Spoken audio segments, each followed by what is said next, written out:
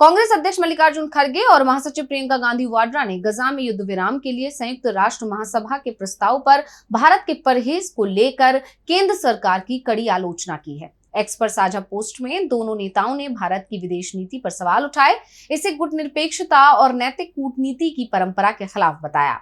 इसके अलावा उन्होंने गजा के मानवीय संकट और भारत की वैश्विक छवि को लेकर भी बड़ी बात कही है। तो क्या कुछ लिखा है दोनों नेताओं ने, आइए जानते हैं इस रिपोर्ट में। कांग्रेस अध्यक्ष मल्लिकार्जुन खड़गे और महासचिव प्रियंका गांधी ने गजा में युद्ध विराम के लिए 12 जून को संयुक्त राष्ट्र महासभा में पारित प्रस्ताव पर भारत के परहेज को लेकर केंद्र सरकार की कड़ी आलोचना की है।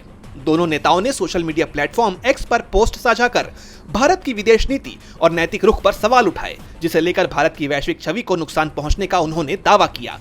खड़गे ने अपनी पोस्ट में लिखा, हमने अंधाधुंध कार्रवाइयों की निंदा की है, जिसमें गजा पट्टी की घेराबंदी और उसमें बमबारी शामिल है। 60,000 लोग मारे गए हैं। व्यापक और भयावह मानवीय संकट है। क्या हमने मध्य पूर्व और पश्चिम एशिया में युद्ध विराम, शांति और संवाद की वकालत करने वाले भारत के रुख को त्याग दिया है? उन्होंने कहा कि 149 देशों ने युद्ध विराम के पक्ष में वोट किया, जबकि भारत सहित केवल 19 देशों ने परहेज किया, जिससे भारत अंतर्राष्ट्रीय मंच पर अलग थलग पड़ गया है। खड़गे ने भारत की गुटनिरपेक्षता और नैतिक कूटनीति की परंपरा का हवाला देते हुए सरकार के इस रुख को वैश्विक प्रतिष्ठा के लिए हानिकारक बताया। वहीं प्रियंका गांधी ने एक्स पर लिखा, भारत ने तब स्टैंड लेने से इनकार कर दिया जब गजा में 60,000 लोग मारे जा चुके हैं और गजा की पूरी आबादी को बंद करके रखा गया है और उनके सामने खाने पीने के सामान का संकट खड़ा हो गया है। यह शर्मनाक है कि हमारी सरकार न सिर्फ गजा के मुद्दे पर चुप है, बल्कि इजराइल सरकार के ईरान पर हमले की भी खुशी मना रही है।